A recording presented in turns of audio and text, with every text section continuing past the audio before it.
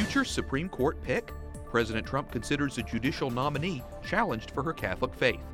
North Korea sanctions. President Trump cracks down on the rogue nation. Going strong. A parish priest tells us about his meeting with Pope Emeritus Benedict XVI. And papal lunch. Pope Francis extends an invitation to the poor. On EWTN News Nightly for Monday, November 20th, 2017.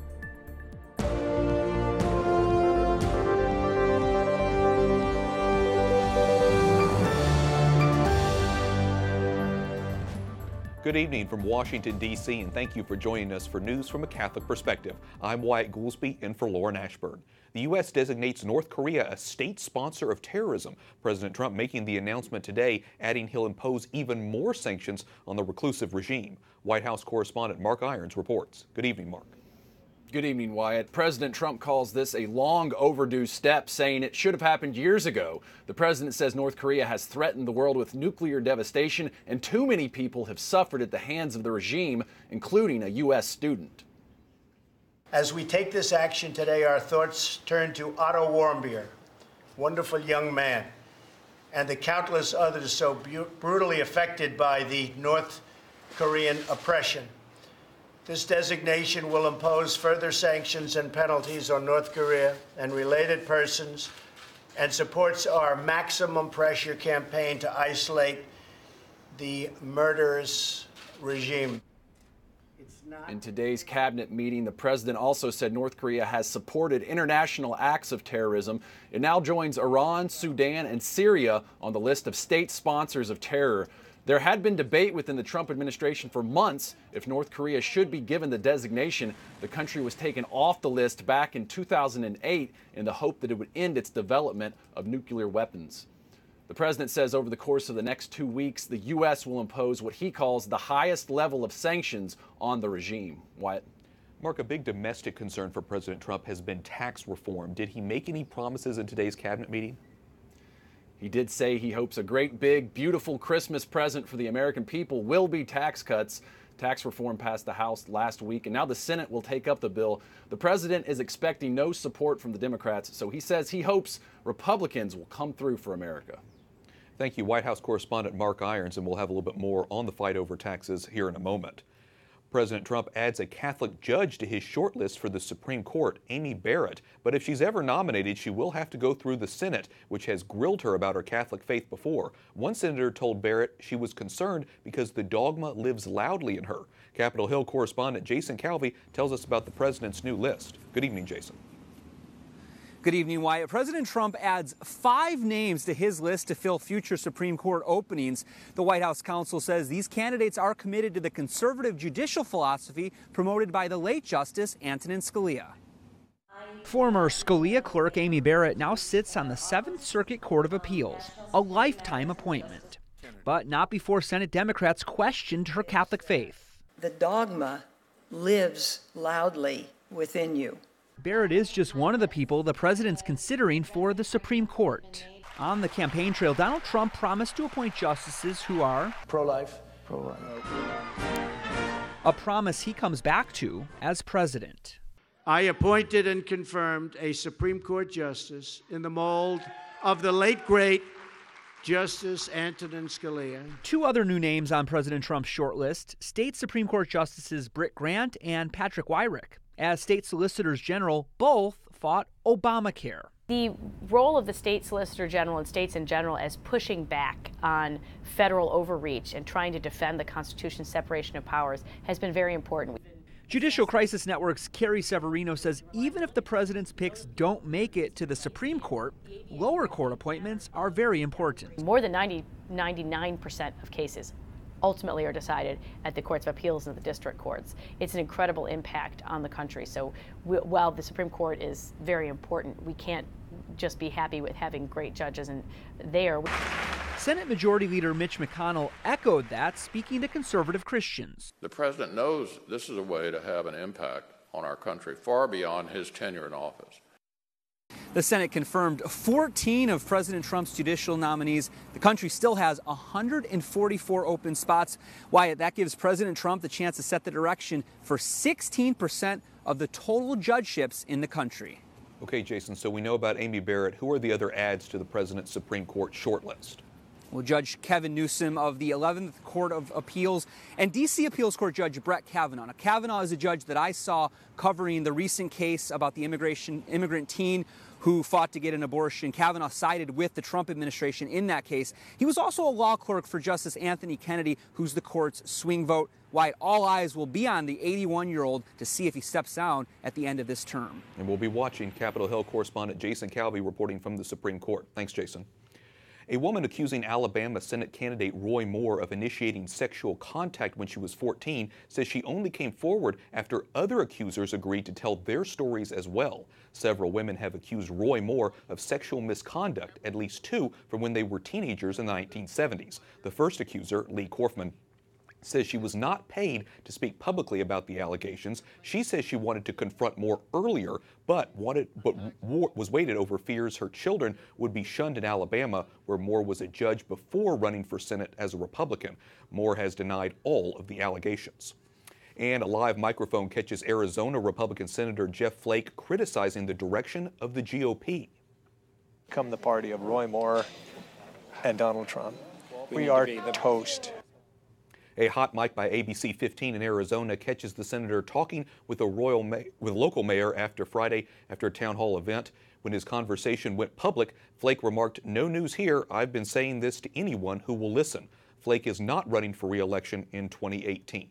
For more analysis, we're joined by Phillip Wegman, commentary writer for the Washington Examiner. Phillip, welcome back to the program. Senator Jeff Flake announced he will not seek re-election earlier this year, has criticized Donald Trump before. We know about that. Why do you think this hot mic comment in particular was so shocking? Does he have any good points? Because it was an unfortunate statement, but it was also an understandable one. Jeff Flake has been saying this for a long time, and it's hard to argue with him. President Trump is the face of the party right now.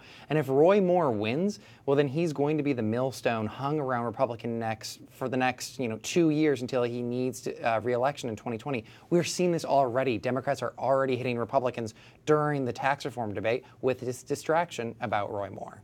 President Trump took to Twitter responding to Senator Flake's comments, and I want to read those as well. Here's what the tweet says. Senator Jeff Flakey, who is unelectable in the great state of Arizona, quit race and Democratic polls, was caught purposely on mic saying bad things about your favorite president. He'll be a no on tax cuts because his political career anyway is toast. Do you think President Trump is right? I have no idea why the president has decided to bring Jeff Flake back into the spotlight, especially at a time when he can only lose 2 U.S. senators and still get tax reform across the finish line.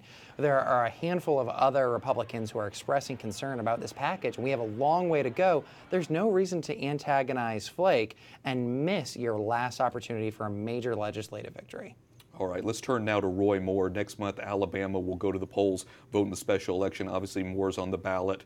What do you think are the political implications in this race for the Republican Party in general? Well, I think that if Roy Moore wins, then Roy Moore is going to stick around and fill out the rest of Jeff Sessions' seat. Like I said before, Democrats are going to take every opportunity to take jabs at Mitch McConnell and the rest of Senate Republicans because Moore is in the Senate. It's going to make it much more difficult to get anything done. The question here is not whether or not these allegations are true. The question is how they are going to play in the political sphere. And right now, based off of that Washington Post report and then the subsequent reporting, it looks really, really bad. This is a distraction that Republicans don't need right now. So let's think of a worst case scenario, Phillip. If all of these things hit the Republican Party, all of this stuff, what's the worst that could happen? They lose a bunch of seats? What's the worst case scenario here? Well, if Republicans are not able to win in Alabama, a state that President Trump carried by double digits, well, then the bottom falls out. No one knows what's going to happen come 2018 because we thought that President Trump would be a good indicator of where Republicans could be successful. If Moore can't win in Alabama, even with these allegations, on top of them, then where can Republicans be successful? Yeah, we'll be watching. Phillip Wegman, commentary writer for the Washington Examiner. Thanks so much. Thanks for having me. Cult leader Charles Manson dies of natural causes at age 83.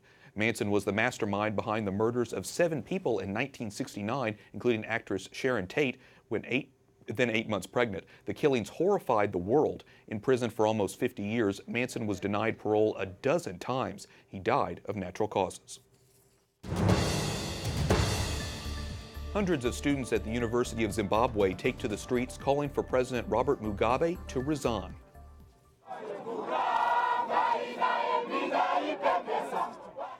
The students say they will not take their exams until President Mugabe steps down. They're also demanding that the university revoke the First Lady Grace Mugabe's PhD.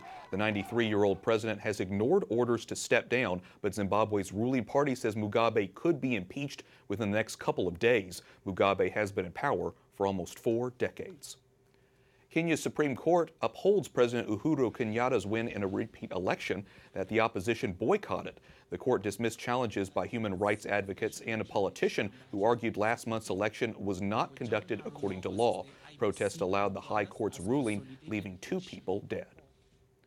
The British Royal Navy joins a multinational team searching for a missing Argentine submarine. The ARA San Juan was last spotted Wednesday. Analysts say if the vessel is on the ocean floor, the crew will have 7 to 10 days worth of oxygen. Rough seas are hampering the search. Pope Francis says he's fervently praying for the 44 sailors on board.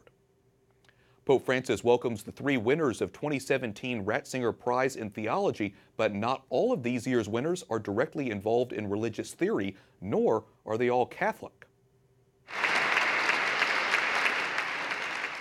This year's prize is shared among Catholic professor Karl-Heinz Menke of Bonn, Germany, Lutheran professor Theodor Dieter of Strasbourg, France, and Orthodox composer Arvo Part from Estonia. The award is named for Pope Emeritus Benedict. We're joined now by Father David Leese from the Church of Our Lady of Consolation in Rome. Father Leese spent the morning with Pope Emeritus Benedict. Father, you met with Pope Benedict today for nearly an hour. How is he doing? Pope Benedict is doing very well. Though he is rather frail, he is extremely serene and happy and attentive, and he welcomed us very warmly and spoke with us at length and listened.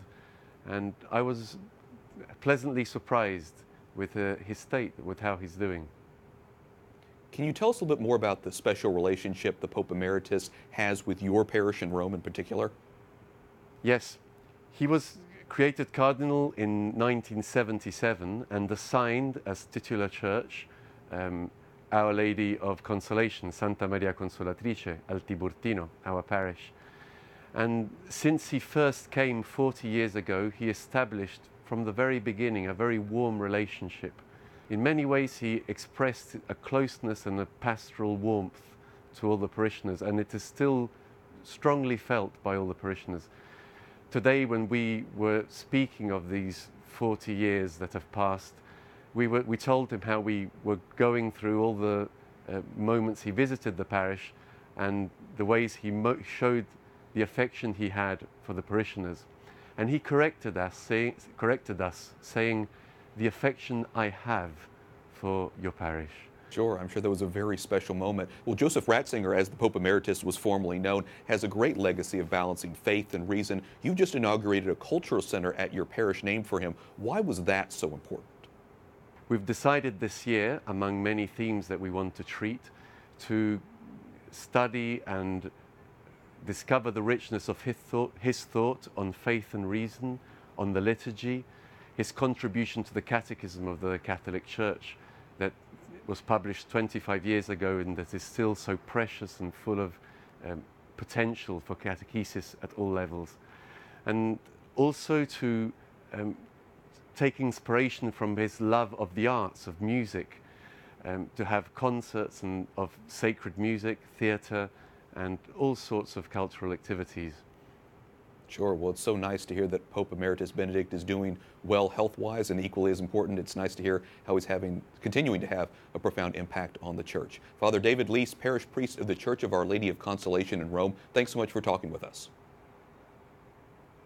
Thank you. Coming up, Senator James Lankford tells us about an American pastor held captive overseas. And becoming blessed.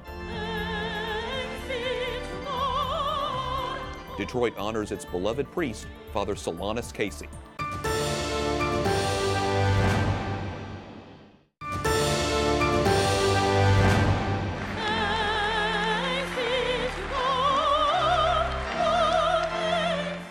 Detroit's beloved Father Solanus Casey is beatified before more than 60,000 people at Ford Field. Cardinal Angelo Amato said on Saturday in his homily, today the church and society still need the example and protection of Father Solanus. Welcome back. I'm Wyatt Goolsby in for Lauren Ashburn. Vocations can lead to honors like the one bestowed on Blessed Father Solanus Casey, but it can also be dangerous too. American pastor Andrew Brunson remains in a Turkish prison. He's been there since October 2016. Turkey claims the pastor had links to a Muslim cleric who supported a military coup in the country. Our Lauren Ashburn spoke earlier with one member of Congress who is calling for Brunson's release. Joining me now is Senator James Lankford of Oklahoma. Welcome back to the program. Thank you. You recently called for Turkey to release American pastor Andrew Brunson from jail. Turkey's commitment to religious freedom, as many know, has diminished. Will President Trump negotiate with President Erdogan to bring him home? I was there in Turkey right before Erdogan, the referendum was passed to give him more power. Yeah, it's a frightening thing what's happening in Turkey. They're a NATO ally. They've been partnered with the United States for decades. They've been a vital part of NATO. But the Turkey now versus the Turkey of 10 years ago is very, very different. Dr. Andrew Brunson's the clearest example of that. He was serving as a missions pastor in Izmir, Turkey. He'd been there for 23 years, had always been very dedicated to the Turkish government and to the work there and social service needs of that area of Turkey. Then last October, that is October of 2016, he was picked up at the police station, has been held for a year plus now without charges, has very limited access to his wife, to legal counsel. He can't have legal counsel in there with him by himself, so he's always monitored in that sense. He's been treated like this abject prisoner. He's done nothing wrong on this. In fact, there's no charges. So I met with Turkish officials last December to be able to visit with them to help negotiate this. The president's brought up the issue of Dr. Brunson to Erdogan personally. The vice president has. The Secretary of State, Rex Tillerson, has brought him up. We've had numerous government officials that continue to raise the issue of why is there an American being held without charges by the Turkish government now for over a year. But it's a clear example of what would happen to other business people if they choose to go do business in Turkey right now. You have no idea. That's correct. If they went, they would have no idea if they're going to be just picked up and held and detained indefinitely without charges. So it's a very different time for Turkey. One solution is that Turkey wants to exchange him for a Muslim cleric living in Pennsylvania. Why can't we do this to bring home an American? Well, first of all, we don't do swaps like that with other countries. Second of all, this individual they want to be able to exchange with is not currently under detention.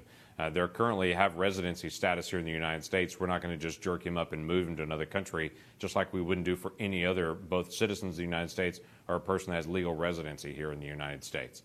And what Turkey has said they've provided to us to say this is the reason why this person should be turned over to us, we've had the opportunity to be able to look at it and say, no, it's not consistent. We'd be glad to be able to work with Turkey. They're an ally. They're a friend and a partner, at least historically they have been. But they've got to be able to show us real evidence of this is a real issue for them, not just an accusation. And to be able to say that somehow this Christian pastor was somehow connected to this Muslim mystic cleric that is in Pennsylvania is absurd just on its face. Thank you so much for that update. Senator James Lankford of Oklahoma. It's absolutely my honor to be with you again. Up next, World Day for the Poor. Pope Francis calls indifference a great sin. And historic moment, the all-male Sistine Chapel choir welcomes a woman.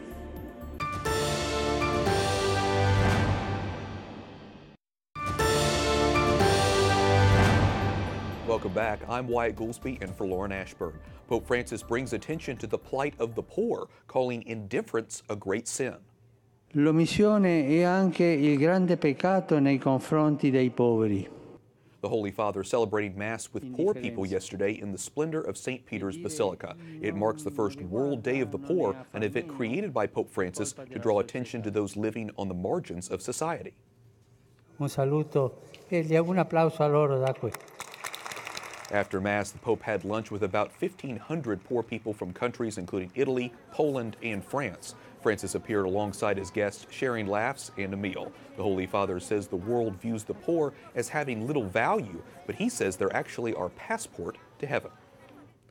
Black Friday is on the minds of shoppers this week, but most consumers may not realize what they buy right after Thanksgiving sends a powerful message to companies. The Parents Television Council releases its 2017 Holiday Shopping Guide, listing the best and worst advertisers. To discuss the findings on the list, we're joined by Melissa Henson, the program director with the Parents Television Council, an advocacy group promoting family-friendly entertainment.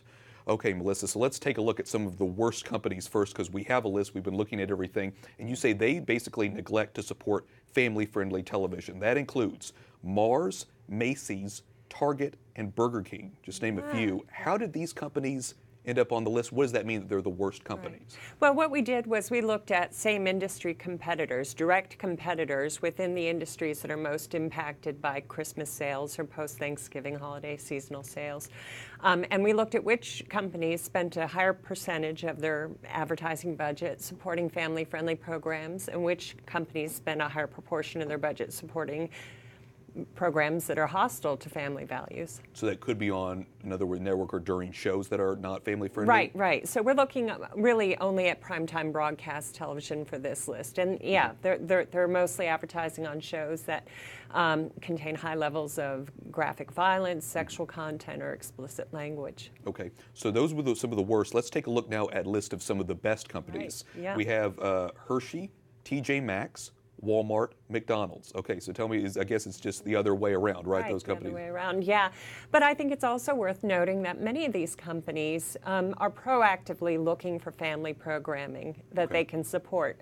Companies like Walmart, Procter & Gamble have a huge ad budget to spend, and really there's a dearth of really good quality family-friendly programming. And so some companies, I think, deserve special recognition for the fact that they are actively seeking out family programming that they can put their ad dollars behind. It seems as though there's an obvious benefit to that too, because family-friendly would reach so many people, right? Broad range of people. Yeah, yeah. I mean, there's this mythology that sex sells, but what we've seen time and time again over the years is that the more family-friendly a program is, the more viewers it's able to attract, and ultimately you would think the more attractive it would be for an advertiser.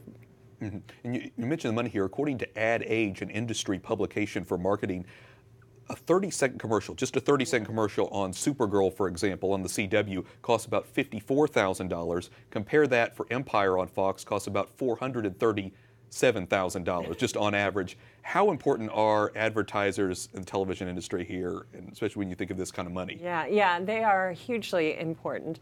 And really, if the advertisers go away, the programming goes away. As long as the network is able to sell those ad slots to the advertisers or to some advertiser, that content is going to remain on the air. And it's only when those advertisers start to feel uncomfortable with the content and start to redirect their advertising dollars that I think we'll start to see some real positive change in TV programming. Okay, very good. Well, sometimes it's just important to get that message out. Melissa Henson with the Parents Television Council, thanks so much for talking with us. Thank you. A Grammy Award-winning singer becomes the first woman to be recorded in a performance with the Sistine Chapel Choir.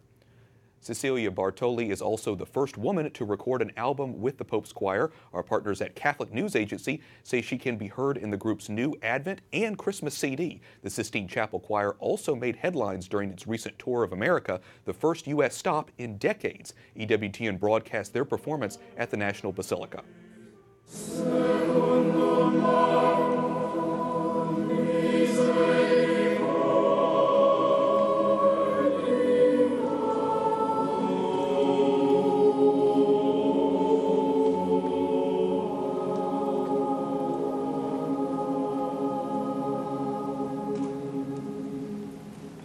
They are pretty incredible if you haven't listened to the Sistine Chapel Choir before, and we have a lot more, including a story on them, on our EWTN YouTube page, so check that out if you want to hear more.